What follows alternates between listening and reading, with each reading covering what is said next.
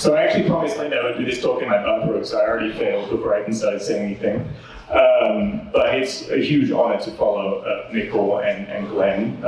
Mildly terrified, but really there's two things I want to talk about tonight, and it's really about the relationship between bathing and culture. And the two big points are, I really think to move bathing from a health trend into a broader kind of cultural and social movement, bathing needs to intersect with culture and engage with culture.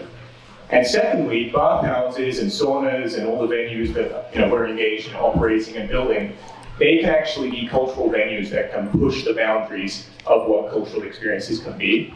And I actually think, I know we've already said a lot, we're at the beginning of a wave, but I really do think we're at the beginning of a new kind of era of experimentation of how culture can intersect with these kinds of health and wellness experiences. So hopefully my clicker is going to work here. If not, I'll just do it the old-fashioned way. Oh dear. This was what the tech was for. We're here for number 2.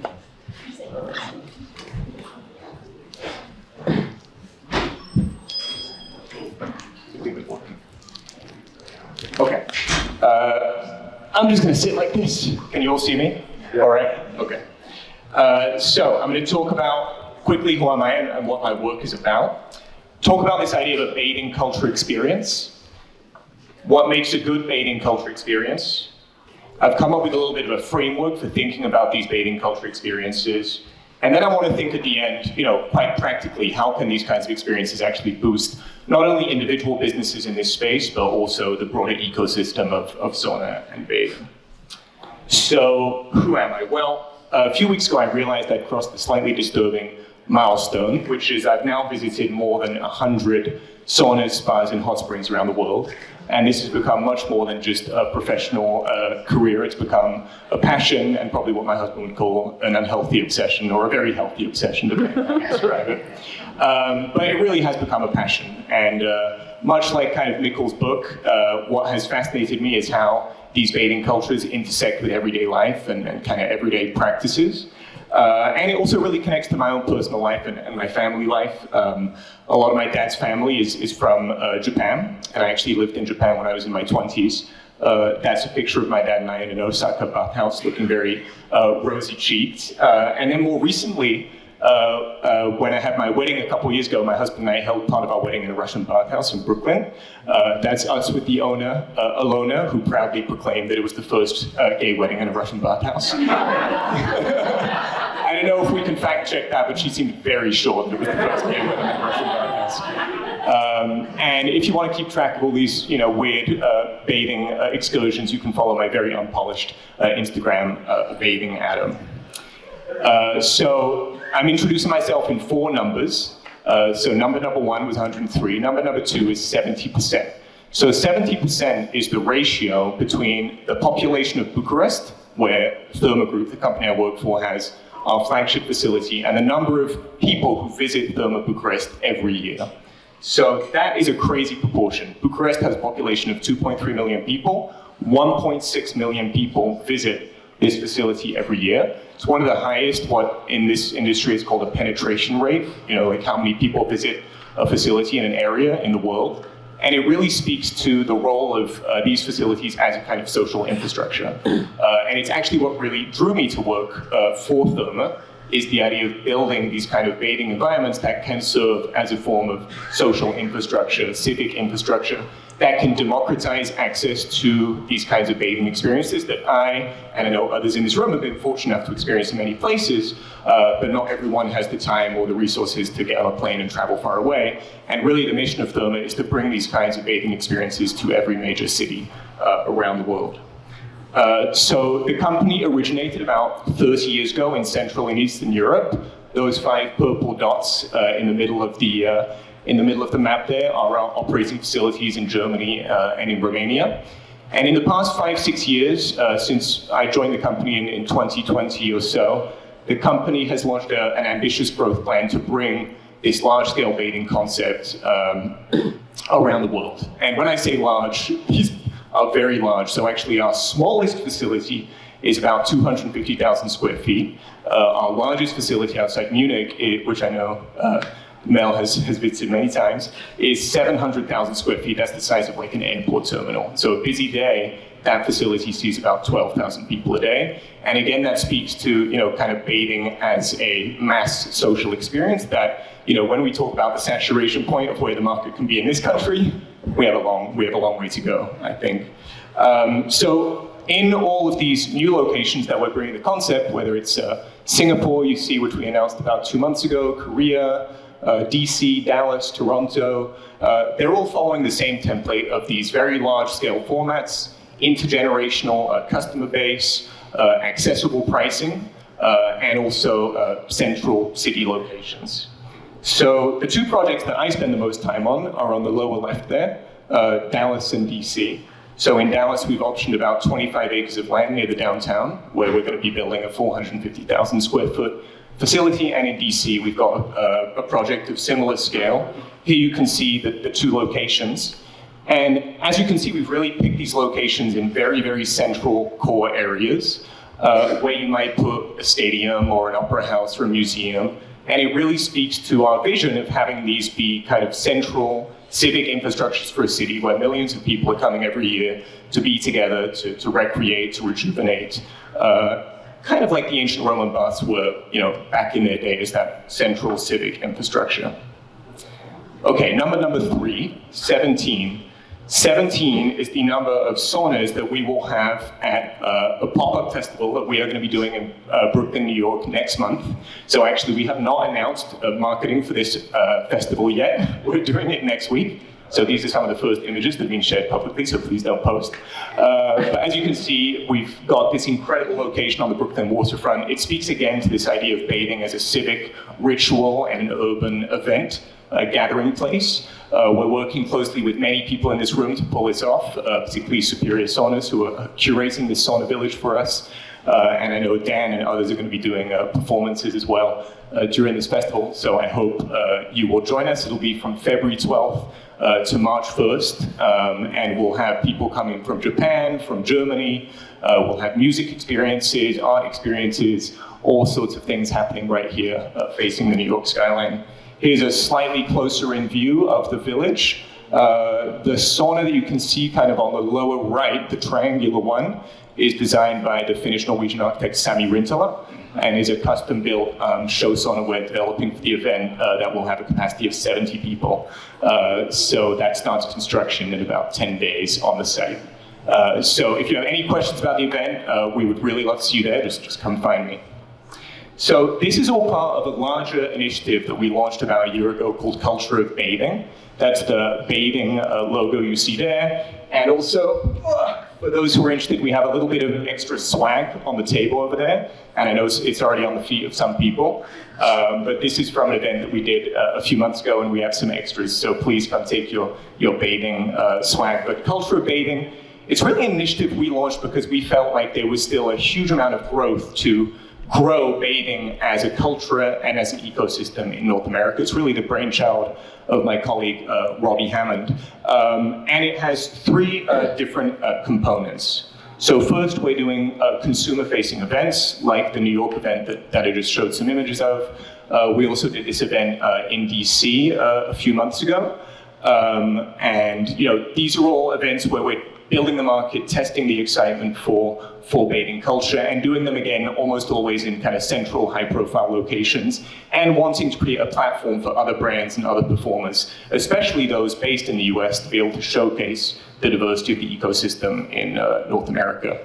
We're also doing B2B events, so this is the gathering that we did last January. We're doing another one next month. I'm afraid it's already more than sold out. I'm trying to figure out how to disinvite people at this point.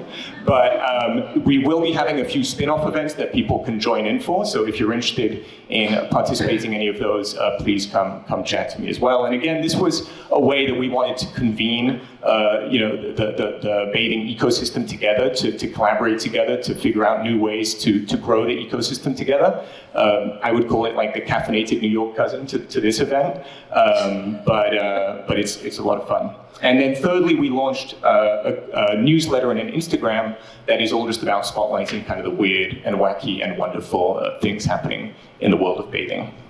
And finally, one, so that was the number of feet between my bed and Alan Jalish's bed last year. This year, it's about 4 feet apart. But it really speaks to what I love about this event. It's kind of like a sleepover camp for sauna nerds, and I'm excited for more sleepover shenanigans this year. So, really, my talk tonight is about bathing culture and bathing culture experiences. And rather than me define what a bathing culture experience is, I'm actually going to ask one of our collaborators from our event in DC a few months ago, a local DC artist who partnered with us on an immersive cultural experience in our saunas. And I'm hopeful that the sound is going to work. So let's see. All right, at the bathing event by Therme, which is we're actually in the sauna village. Getting ready to show an art projection show on the exterior and interior of the sauna while they're able to bathe. So the murals are going to be interactive, where they're going to come to life and jump across the sauna and have some playful attributes. That's a little different from the dull aspect of just sitting in the sauna and watching you sweat. And this is the beginning of a much larger project. It looks very fruitful. I see a lot of people from my community out here. And that's really cool. So that sauna might look a little bit familiar to some of you. It's actually a jumbo version of the Saluna sauna that is outside. And I have to give a massive shout out to Colin, who was instrumental in pulling this activation off. But really, this was a way to bring the local community in this neighborhood, and also the neighborhood where we'll be building our project, into the sauna experience. So Dietrich is the head of a murals collective in Southeast DC, and what we asked him to do was create an animation of murals in the neighborhood that we then projected onto one of these translucent saunas so people could actually bathe inside the murals. And what was really interesting about this experience is actually many of the artists were there on site. They got to bathe inside their own artworks. So it was kind of a new way of experiencing art that wouldn't be possible without this kind of bathing infrastructure. And I think it was something that pushed the sauna experience into a completely new dimension, connecting into the local community and adding this kind of added layer of content. So it was almost like we coordinated. Mikkel shared earlier his 3 pillars of what makes, an enduring bathing experience. And I might propose a modest tweak to this framing and suggest that maybe the spiritual could also be interpreted as the cultural. We spend a lot of time talking about the physical, the health benefits of sauna. We spend a lot of time talking about the social benefits and these as kind of third places that we desperately need. But I also think there's a cultural element here that is really important and underexplored. I mean, culture is what creates meaning, captures imagination. I think Mikkel and I were talking at lunch, creates a sense of awe. And I think there's an underexplored overlap between culture and bathing that I think can actually push bathing into having a broader social impact and sort of transformative cultural impact as well. So really increasingly the way I see bathhouses, and certainly the way we at Therme see bathhouses, is as cultural venues, not dissimilar from a club or a museum or a cinema where you come and experience culture with others. And I might actually say that a bathhouse is a uniquely flexible infrastructure for these kinds of cultural experiences. It operates, day and night, 365 days a year. It's intergenerational, and it can turn from, a club in the evening to a museum the next day to a festival over the weekend. I think in a way that is uniquely flexible and dynamic. So why is this happening? And I think for me, there's 2 trends at play here. What I'm calling entertainment without the sugar and wellness without the stress. And there's 2 data points that I found that really speak to these 2 trends.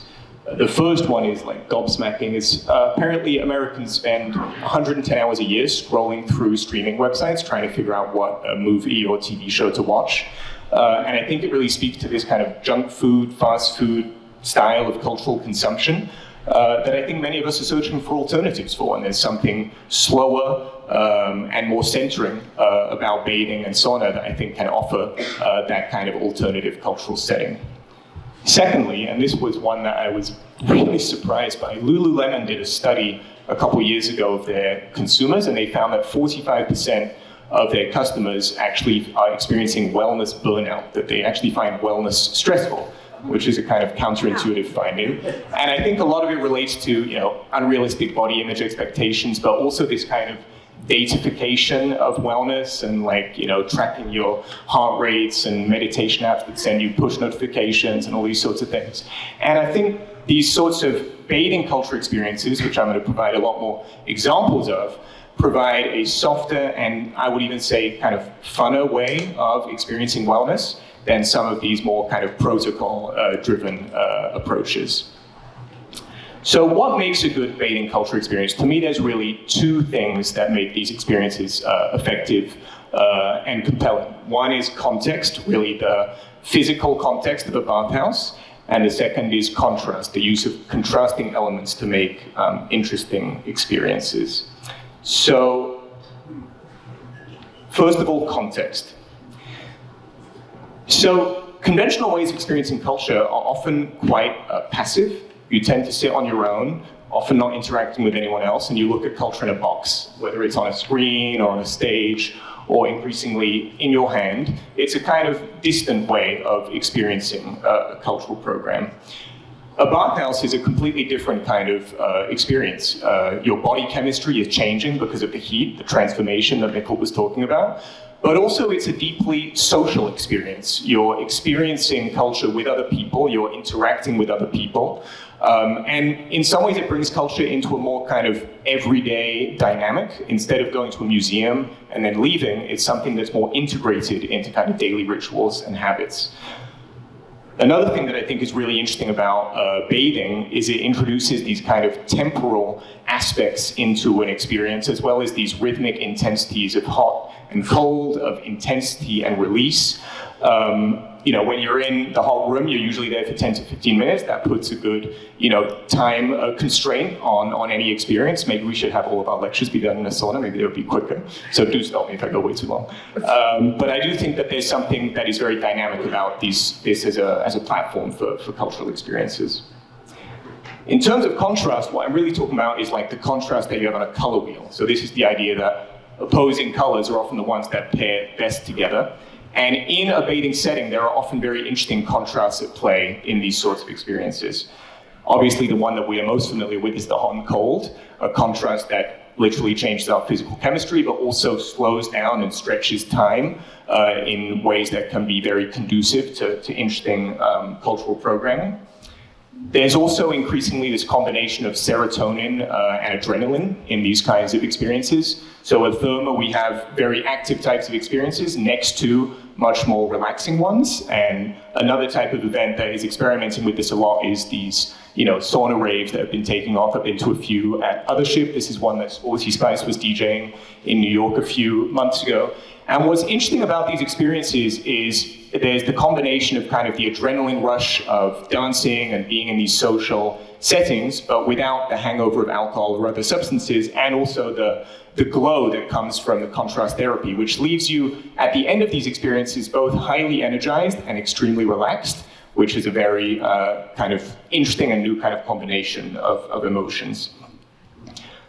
Another set of contrast that I think is really effective in these settings is the combination of social and solitary ways of experiencing culture. So this is one of the coolest bathing culture experiences I've ever had. It was a festival called Public Sweat that was organized on the Toronto waterfront maybe 3 years ago. And it was organized by an arts nonprofit that commissioned local artists to design different saunas. And this was one of them. And when you went into these different saunas, there were visual things to look at, there were films playing, and what was really effective is each time you entered these saunas, a kind of instant social group formed. Usually it was like 6 to 8 people. You would talk about the art, you would comment on it, and then you would leave. And so there was this kind of creation and dispersion of social groups that also I think is happening, at the summit. That allows you to kind of experience culture together rather than in a solitary way, while when you go to a movie theater, you usually kind of experience culture in a much more solitary way. The final contrast that I think is really powerful is this combination of passive and active ways of experiencing culture. Usually when you go bathing, you're primarily going to bathe and to relax. And so when there's a cultural program there, you're kind of, experiencing it in a more relaxed way, maybe even a slightly more open-ended way. A cool example of this was a few years ago at Therme Bucharest. We organized a flash mob where the Philharmonic Orchestra of Bucharest basically came into the Bath hall and started performing. No one knew it was coming.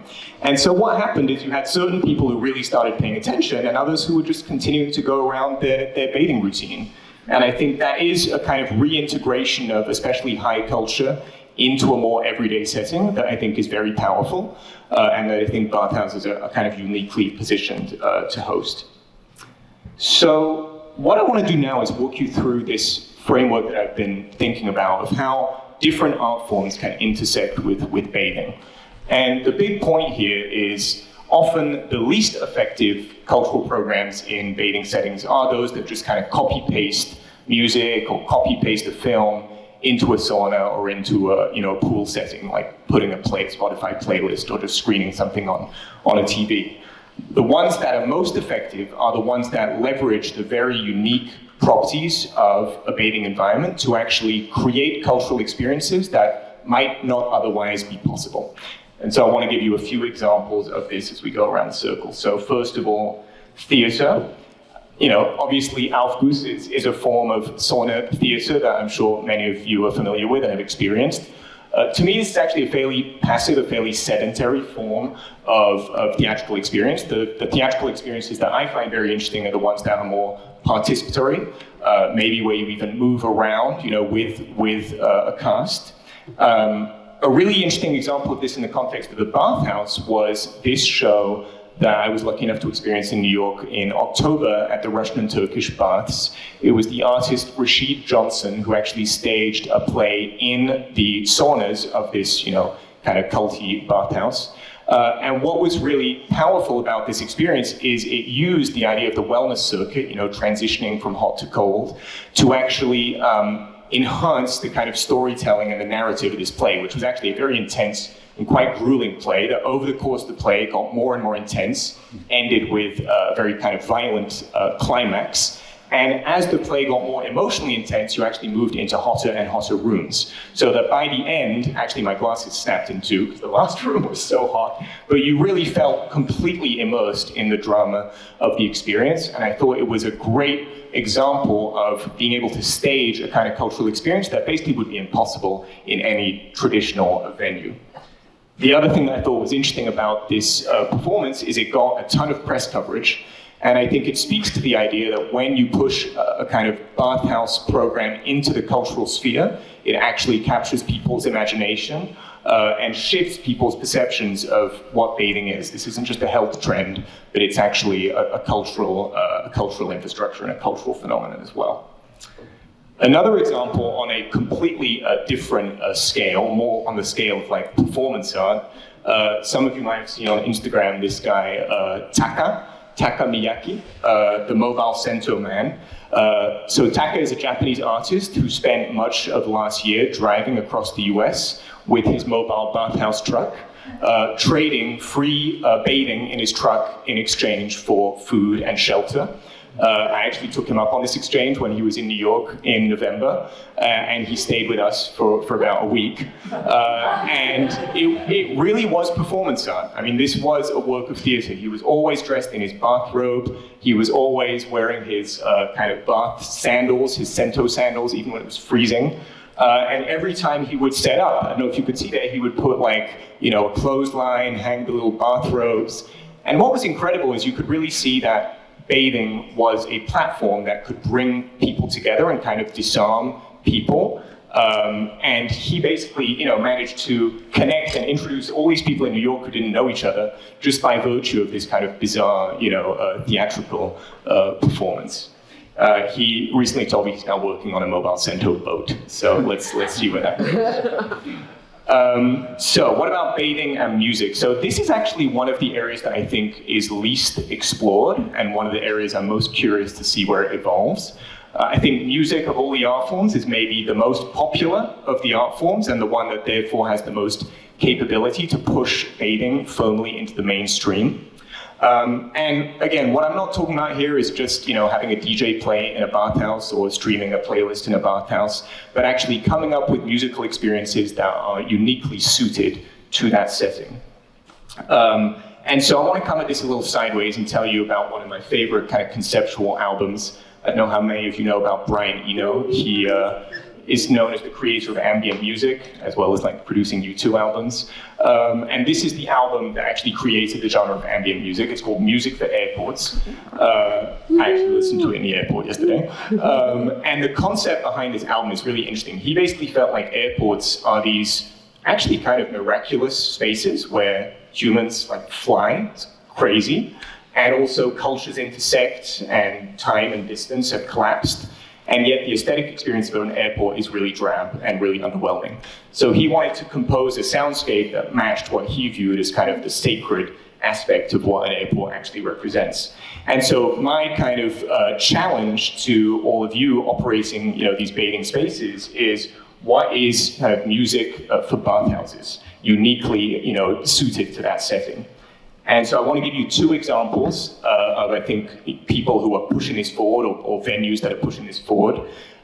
Some of you may know a space, actually I know Garrett is seeking to go there, called the Washington Baths in Portland, Maine. It's an amazing bathhouse that is developed by an artist called Asher Woodworth, who has deep roots in the electronic music scene as well. And he commissioned an artist called Pool Music to create a site-specific sound installation in his bathhouse that was a 4-track channel sound piece, where each space in the bathhouse had a separate soundscape. So the lockers had one soundscape, the bathing area had one soundscape, the cold plunge area had a soundscape, and then the kind of chill-out zone had a 4th soundscape. And actually the soundscape was a combination of field recordings from Japanese hot springs and electronic kind of synth background.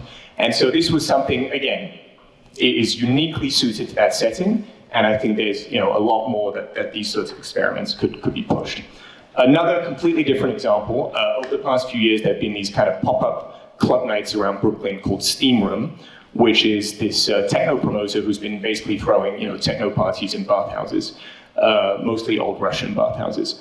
One piece of the events is what I would call a fairly generic, like copy-paste DJ into a bathhouse, which to me isn't that interesting. But there are other elements of these events which I think are very effective. For instance, at one of them, he turned the locker room into an immersive sound installation with a very high definition recording of a Costa Rican rainforest. And as you stepped into the locker room, you were kind of enveloped in the sound of like insects and birds and monkeys and the dripping of water from like the trees. And also the lights were very low, and it just paired really well with the humidity of a bathhouse and transported you really into kind of another world. So what about bathing and cinema? So this is not what I'm talking about, although you see this a lot in Japan. Often you basically have TVs that are plugged into the sauna and people watching game shows and watching sports. But what I'm really talking about is, again, how can you use sound and image to transform the bathing experience and also create kind of cinematic experiences that would not be possible in a conventional movie theater. One example is from one of our Therme resorts, where we have this sauna called the Hollywood sauna. It's basically a sauna that plays the TV show Planet Earth on a loop, but specifically segments of Planet Earth set in really cold places, like Antarctica, North Pole, and so on. Obviously, David Attenborough's voice is extremely soothing, first of all. But secondly, there's something actually incredibly invigorating and slightly surreal about sitting in a hot room and watching footage of cold places. Especially in a venue like ours, where there's a lot of first-time bathers who might find sitting in a sauna a little bit boring. People often remark that they're able to stay a lot longer and are much more engaged because of this weird mind-body disjuncture that's happening in this space. This is one that I'm dying to experience, actually haven't experienced myself. It's an anarchist sauna collective in Berlin. Of course, that would be a thing you'd find in Berlin. And they organize these annual festivals that are kind of cultural bathing festivals. And one of the ones they did a few years ago apparently had a short film festival embedded into the sauna festival, where you'd have 10-minute films screening in the sauna. followed by a plunge, and then kind of a discussion of what you just watched. And actually, hearing about this really made me think a sauna might be the perfect place to actually expose more people to experimental film. It's a sensorial experience, it's a time-bound experience. You know you're not gonna have to stay there for 20 hours. I often find when you go to a museum and there's these kinds of experimental films, people are fidgeting and kind of desperate to leave. While I think in this sort of setting, especially paired with being able to discuss it afterwards, there's something I think very fruitful there. So another thing I've noticed is the emergence of almost like new categories of cultural programming and cultural experience that are unique to a bathing setting.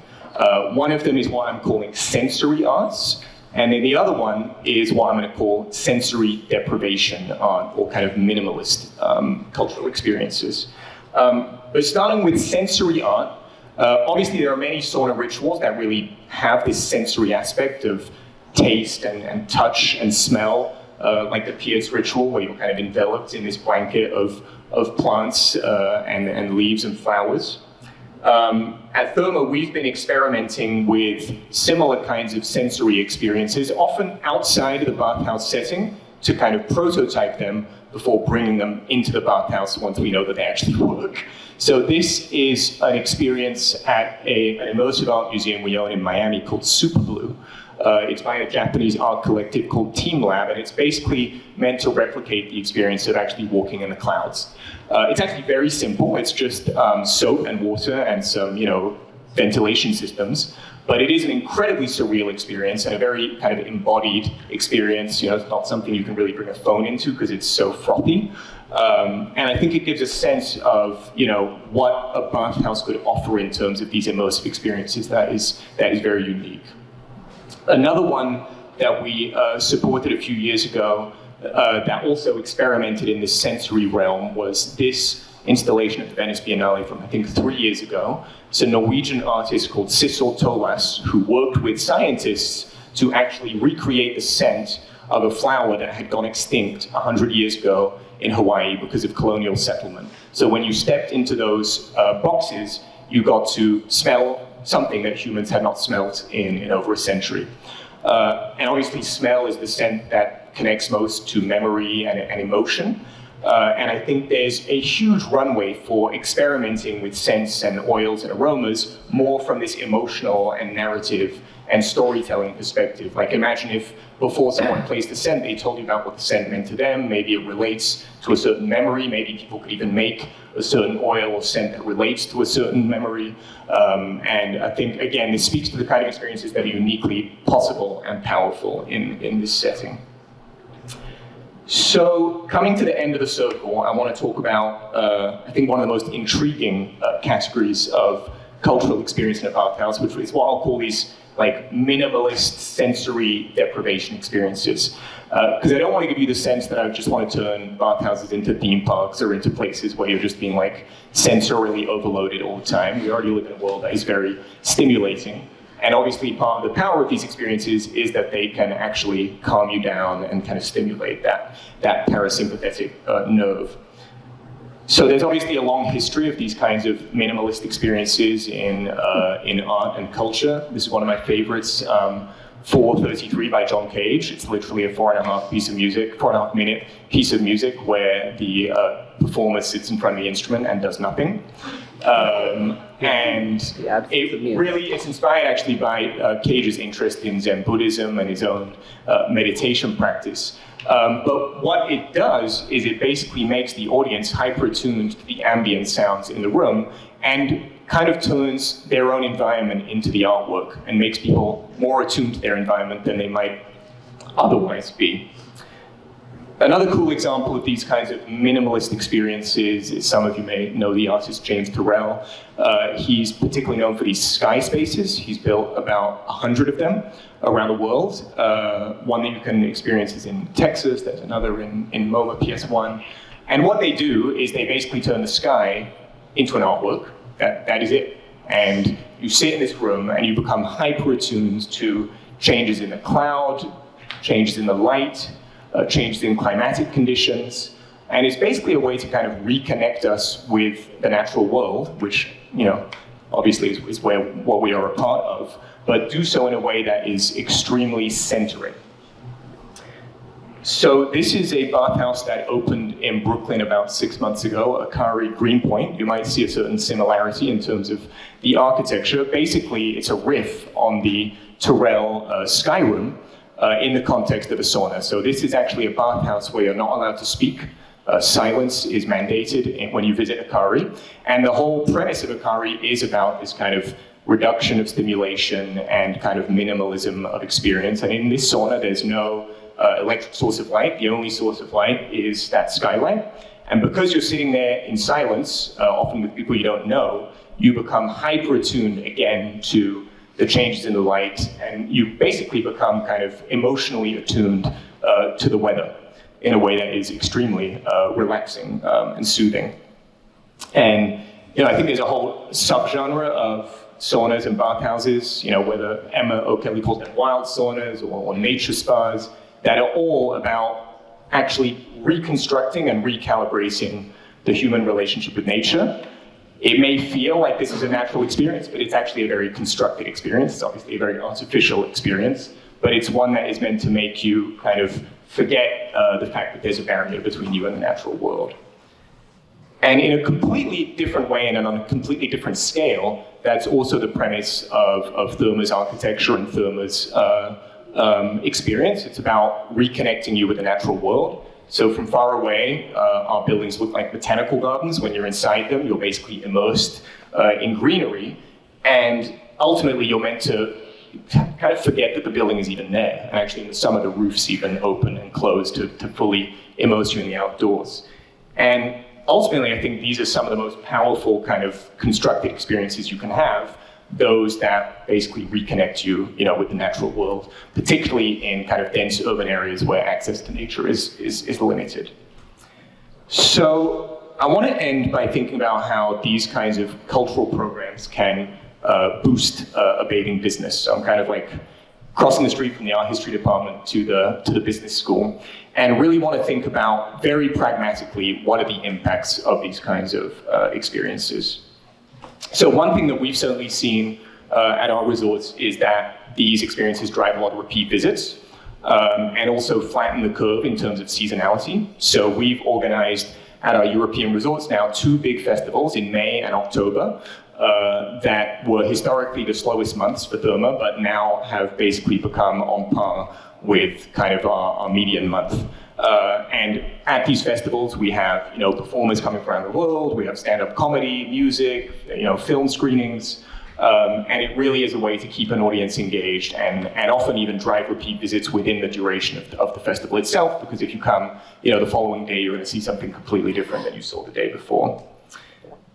Another thing that I think these experiences can do is create partnerships with community organizations and strengthen relationships with community and kind of engage different audiences.